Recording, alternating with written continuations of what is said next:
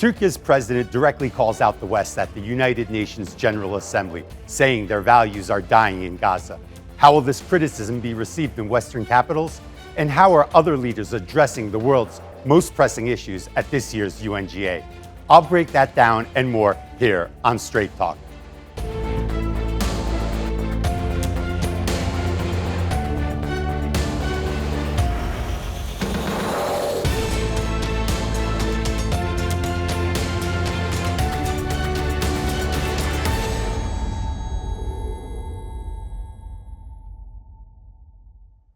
Hello and welcome to Straight Talk. I'm Yusuf Aram. Turkish President Recep Tayyip Erdoğan has once again called for justice in Palestine, especially Gaza, which has been under Israeli attacks for nearly a year. During his address at the United Nations General Assembly, he criticized the UN's inaction against Israel. Erdoğan also reiterated the need for reform at the global body and directly called out Western countries. In Gaza, it is not just children who are dying, but also the United Nations system, truth, the values the West claims to uphold, and humanity's hopes for living in a fairer world are dying one by one. At the 79th session of the UNGA in New York, Erdoğan urged the international community to stop Israeli Prime Minister Benjamin Netanyahu. The Turkish president said a global alliance should do the same as it did with Hitler 70 years ago. Erdoğan also held sideline meetings in New York, including UN Chief Guterres, his Ukrainian counterpart Volodymyr Zelenskyy, as well as the prime ministers from Armenia and Greece. Iran's newly elected president also addressed the UNGA, where he too heavily condemned Israel, while also offering an opening to the West over its nuclear program. For more on the UN General Assembly session, joining me from Ankara is Yücel Acar, a researcher at SETA. From Budapest, Şuay Nilhan Açıkalın, an associate professor at Hacı Bayram Veli University, and from Brussels, Samuel Dovry-Vesterby, managing director at the European Neighborhood Council. Ladies and gentlemen, thank you for joining me. Now, there was a lot said at the UNGA over the past couple of days. What stood out the most for each of you? I want quick answers so we can lay out an agenda. Yücel, you first. I think, as an academic working United Nations for a long time, this year is quite a special year in terms of the opening session of UN General Assembly meetings. There is one and very, very major issue, which is Israeli attacks on Gaza and surrounding countries. As we know, the United Nations has been established to protect the peace and security in the world. And unfortunately, for last 1 year, there have been a lot of military attacks on Gaza by Israel. And it created an enormous, humanitarian catastrophe. But unfortunately, the world system has not been able to stop this aggression even for 1 day. So that's why this is the major issue of protection of peace and security at the world. I think we have to, all the world leaders should think about the inability of United Nations and major powers not to protect international peace and security. That's the major issue in my perception. Nilhan, what's the major issue for you? Thank you, Yusuf. I think the major issue with tackling in the mostly along with the ongoing conflicts, it's the first time most of the world leaders discuss the social consequences of climate change in the world, which is the mostly ignored in the previous sessions, but this year mostly bold within the leaders' speech as well. Samuel, what stood out for you? The other two speakers on the panel already mentioned some very important topics. I would then maybe add, number one, Erdogan's hopefulness of normalization with Armenia, and of course his meeting with Pashinyan. Secondly, the focus on Gaza and Israel and Lebanon. And of course, the important messages from the EU Foreign Minister, HRVP Borrell, as well as President Erdogan on this topic. And finally, Ukraine, the need for support for Ukraine, Erdogan's meeting with Zelenskyy, and of course also the very important speech by the EU's Polish foreign minister outlining security and humanitarian needs for Ukraine. Well, Gaza was definitely one of the major themes. So I want to continue there because all three of you highlighted Gaza. Yücel, which one of the world leaders stood out the most for you with their comments on Gaza? Obviously, everyone touched upon it, whether from an Israeli perspective or a Palestinian perspective. But what stood out for you? What will you remember next year at the UNGA when you think about this year? I think when I was watching the speeches, and definitely by far, Turkey's President Erdoğan has been the leader, and it has always been the leader to voice the criticisms about the humanitarian issues and human rights violations and systemic problems in the world. So Erdoğan was the leader who really emphasized a lot of, international law violations by Israel and its supporters concerning Gaza attacks. So that's why it clearly stood out that Erdoğan has been again the leader who has enough courage to voice the criticisms and the humanitarian issues concerning the Palestinian issue and also Gaza.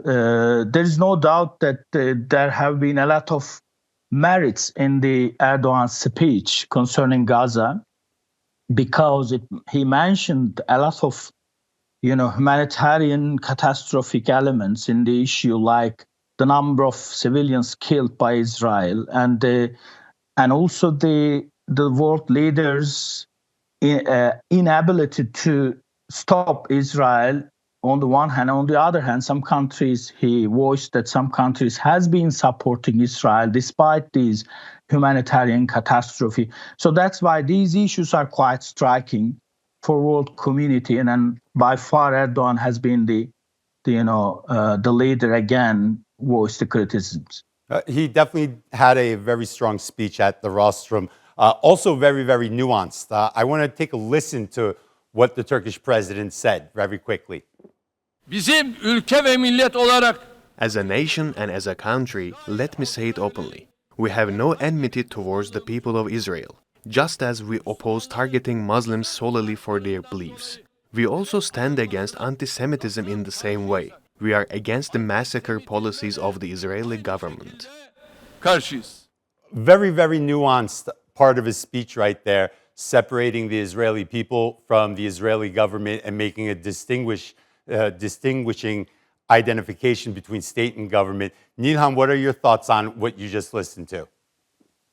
Thank you, Yusuf. Actually, after these sentences, he clearly mentioned that Turkey doesn't have any historical backpack when the Turkey sees the world issues. And I think it's important to emphasize by the President Erdoğan that Turkey is a clearly stand position to support anyone who is under the pressure or who is under the tough circumstances, and especially he is underlining that the Turkey is against also anti-Semitism is a quite important and a strong signal message to European countries as well. They don't say anything towards the Israeli because of their historical background.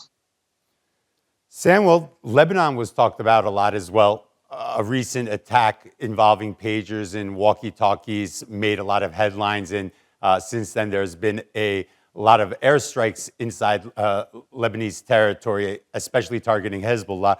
What are your thoughts about Lebanon coming to the forefront at the UNGA?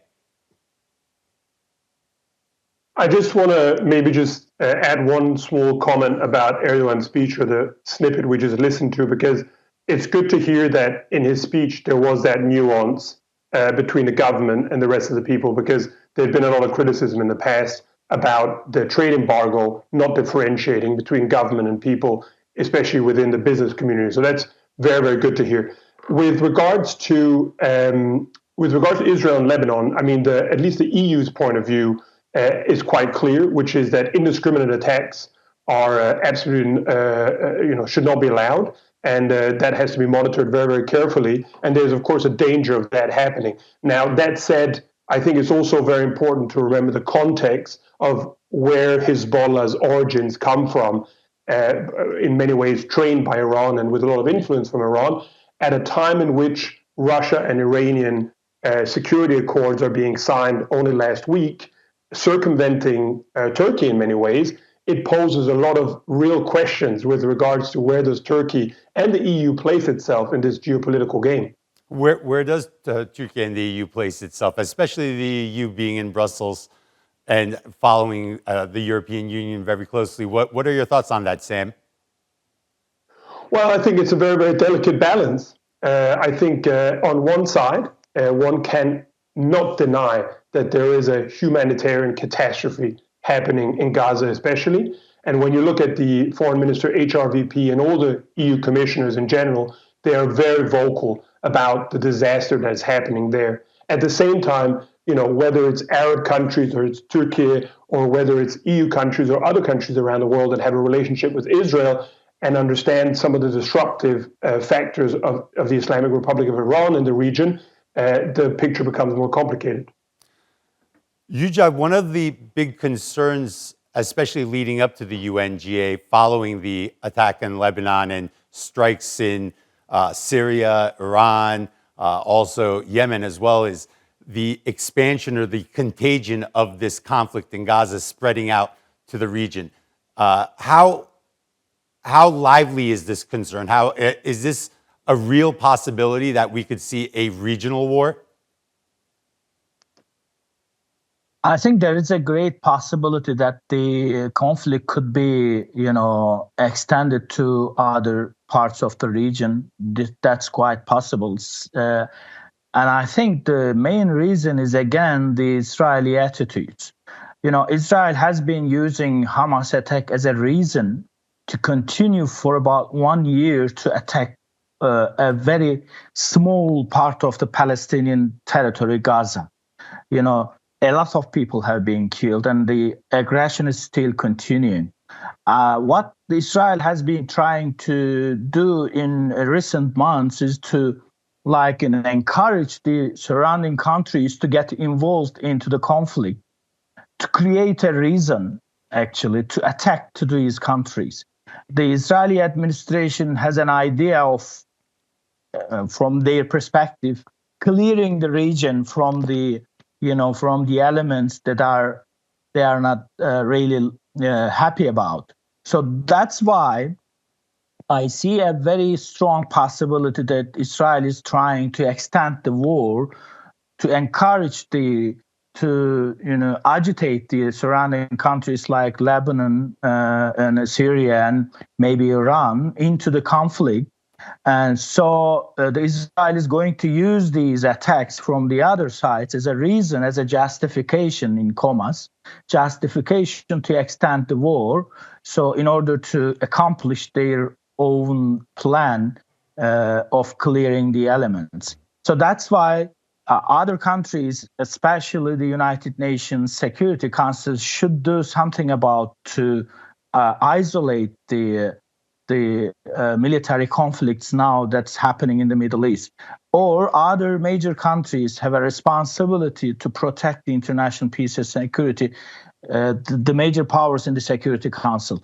As President Erdogan emphasized, if the Security Council is not working, and it's not working clearly, then this General Assembly can take the responsibility to make a decision, which is going to be a recommendation anyway, but to make a recommendation to encourage the other countries to try to limit this conflict. Otherwise, we will have a regional conflict, which would be having even worse consequences, in my perception. Whenever we talk about Gaza and the conversation begins to expand to Lebanon or Syria or Yemen, we always end up in Iran. So Iran seems to be an important part of this conversation. Now, the newly elected Iranian president said that we want to live in peace, we don't want war.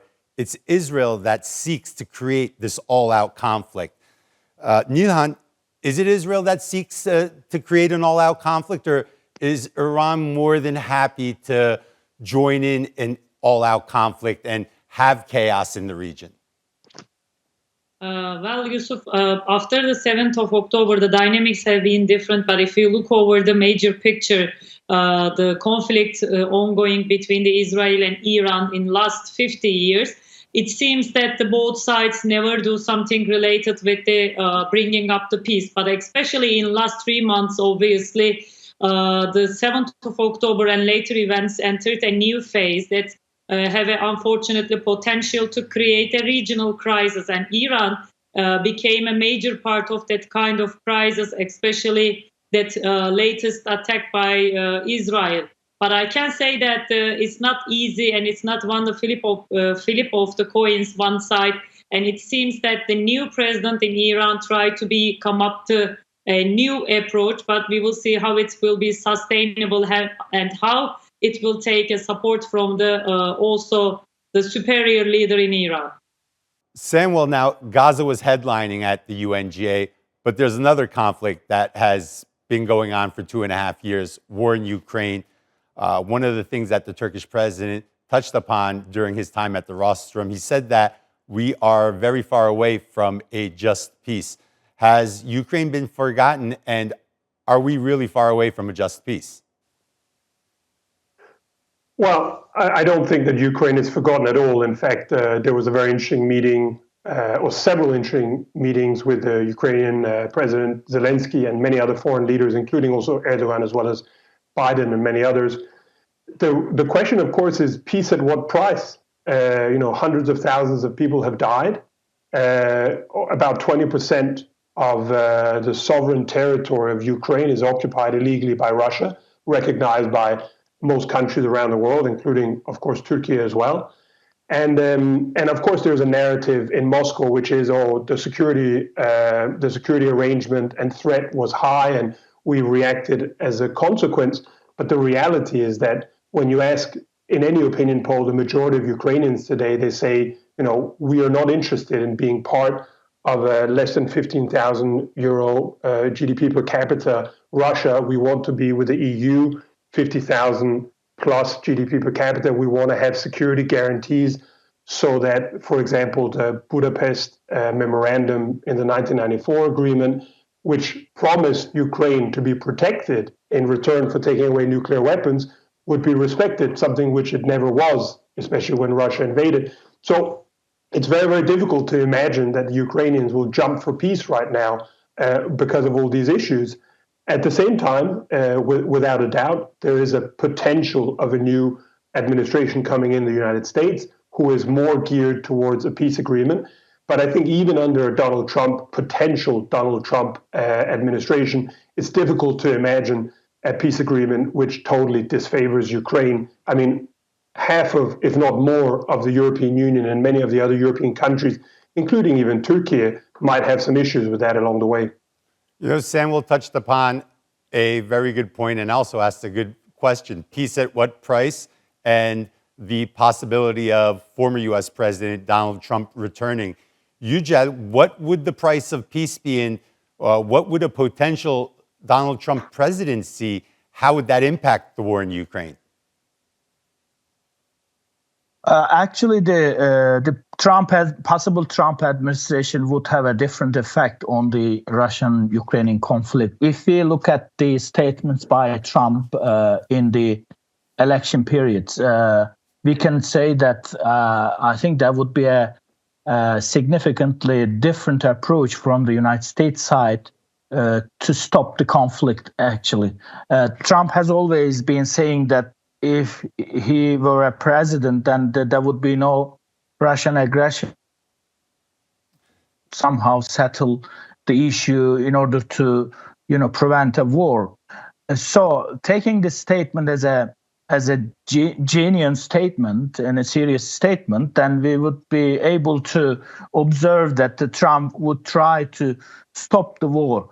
In fact, in my perception, two sides in a Russia-Ukraine conflict are actually getting fed up with the war in 2 years' time.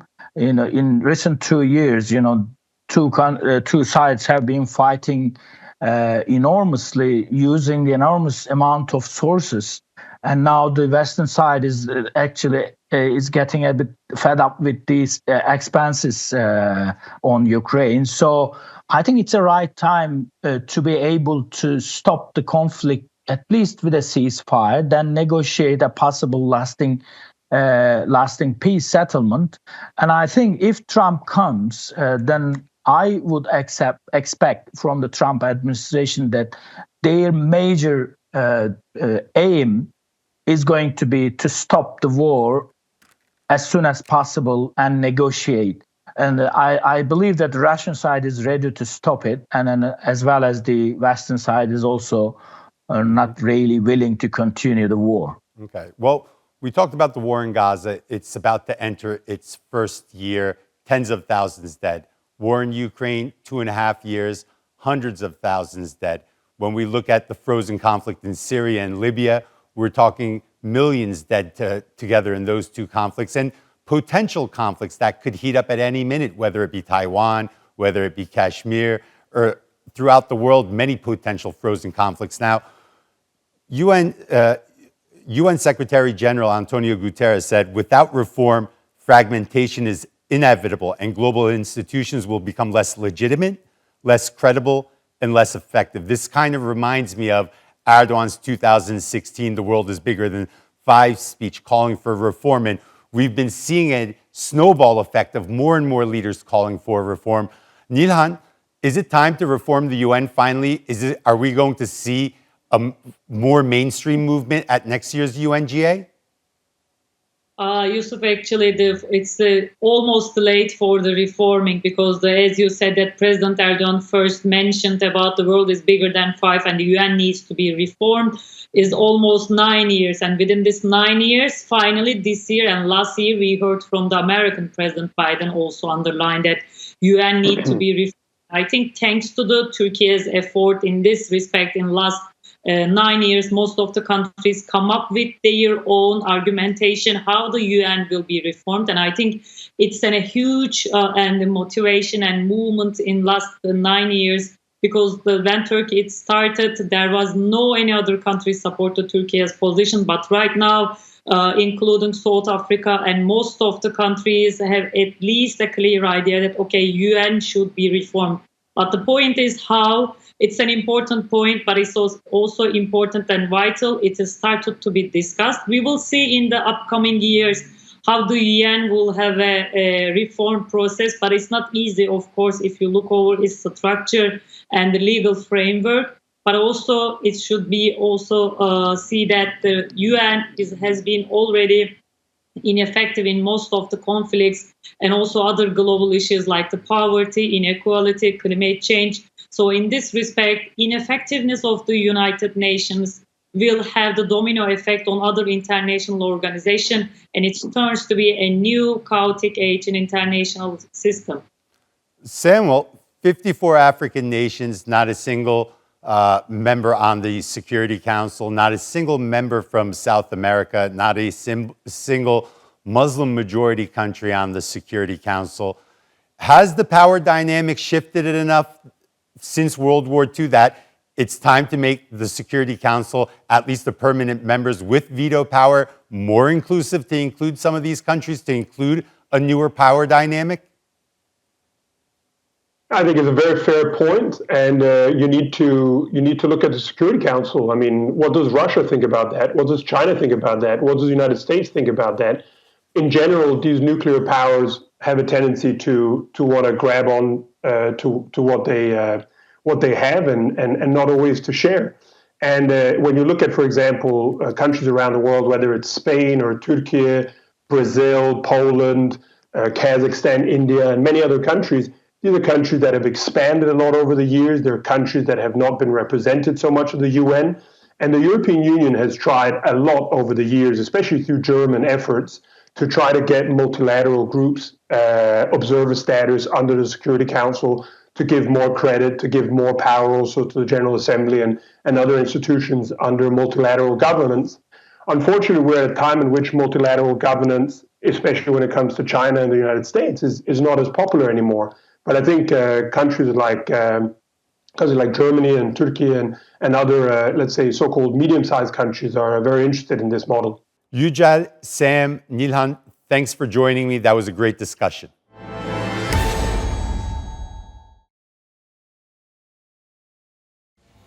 And that's all for this edition of Straight Talk with me, Yusuf Aram. If you got any comments, please share them with us on X at Straight Talk TRT. Also, don't forget to subscribe to our YouTube channel. Until next time, take care and goodbye.